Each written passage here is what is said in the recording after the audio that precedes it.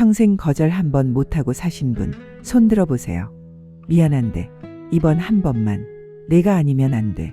이 말 한마디에 또 고개를 끄덕이셨나요? 오늘 이 영상은 바로 그분들을 위해 준비했습니다. 여러분, 한번 솔직하게 여쭤볼게요. 지금 이 순간 하고 싶지 않은데 억지로 하고 있는 일이 있으신가요? 만나기 싫은데 억지로 만나고 있는 사람이 있으신가요? 싫다는 말 한마디 못해서 속만 끓이고 있진 않으신가요? 그렇다면 오늘 이 이야기를 끝까지 들어주십시오. 여러분의 인생이 조금 달라질 수도 있습니다. 법정 스님께서는 이런 말씀을 남기셨습니다. 무소유란 아무것도 갖지 않는 것이 아니라 꼭 필요한 것만 갖는 것이다. 스님의 이 말씀은 물건에만 해당되는 이야기가 아닙니다. 관계에도 해당됩니다. 시간에도 해당됩니다. 그리고 내 마음에도 해당됩니다. 꼭 필요하지 않은 것은 과감히 내려놓으라는 것. 그것이 바로 거절의 철학입니다. 그런데 왜 우리는 거절을 이렇게 힘들어할까요? 심리학자들은 이것을 거절 불안이라고 부릅니다.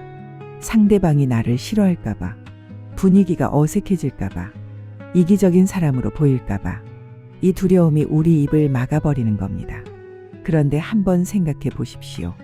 여러분이 거절하지 못하는 동안 무슨 일이 일어나고 있을까요?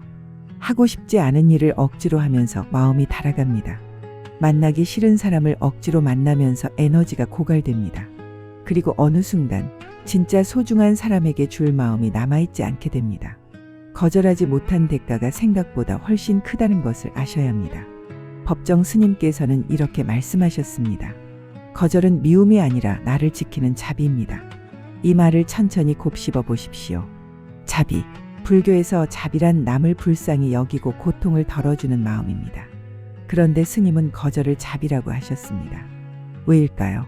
내가 지쳐 있으면 남을 도울 수 없기 때문입니다. 비행기가 떨어질 때 승무원이 먼저 하는 말을 기억하세요. 산소 마스크는 본인이 먼저 착용하신 후 옆 사람을 도와주십시오.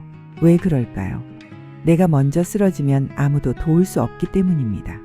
거절도 마찬가지입니다. 내 마음을 먼저 지켜야 진짜 소중한 사람을 지킬 수 있습니다. 그렇다면 어떻게 거절해야 할까요? 싫어요. 안 해요. 왜 나한테 부탁해요? 이렇게 말하라는 것이 아닙니다. 법정 스님의 가르침은 단호함 속에도 온기가 있어야 한다는 것입니다. 정중하게 그러나 흔들리지 않게. 첫 번째 방법입니다. 이유보다 상황을 말하십시오. 제가 요즘 몸이 좀 안 좋아서요. 이번에는 제 사정이 여의치 않네요. 이유를 길게 설명할 필요가 없습니다. 이유가 길어질수록 상대방은 그 틈을 비집고 들어옵니다. 짧고 명확하게. 이것이 핵심입니다. 두 번째 방법입니다. 사과 대신 감사를 앞세우십시오. 미안해요. 로 시작하지 마십시오. 거절은 잘못이 아니기 때문입니다. 대신 이렇게 말씀해 보세요. 저를 믿고 부탁해 주셔서 감사합니다. 그런데 이번에는 제가 어렵습니다. 이렇게 말하면 상대방도 존중받는다고 느낍니다.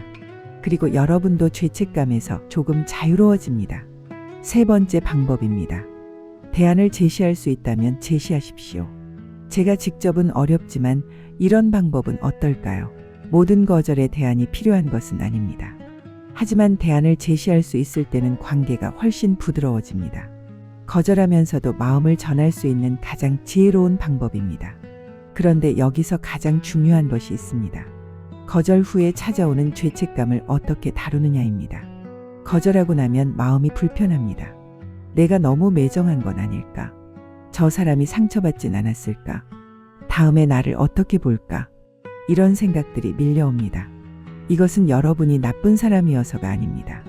오히려 여러분이 따뜻한 사람이라는 증거입니다. 법정 스님께서는 말씀하셨습니다. 자신을 사랑하는 법을 알아야 남도 사랑할 수 있다. 거절은 나를 사랑하는 연습입니다. 처음에는 어렵습니다. 어색하고 불편합니다. 하지만 한 번, 두 번 연습하다 보면 달라집니다. 내 마음이 가벼워지기 시작합니다. 거절을 잘하는 사람은 이기적인 사람이 아닙니다. 자신의 경계를 아는 사람입니다. 자신의 한계를 인정하는 용기 있는 사람입니다. 그리고 그 용기가 결국 더 진실한 관계를 만들어냅니다. 잠깐 생각해 보십시오. 여러분 주변에서 가장 존경받는 분들을 떠올려 보세요. 그분들은 모든 부탁을 다 들어주는 분들인가요? 아닐 겁니다. 할 수 있는 것과 할 수 없는 것을 분명히 구분하고 그것을 흔들림 없이 지키는 분들일 겁니다. 경계가 있는 사람이 오히려 신뢰를 얻습니다.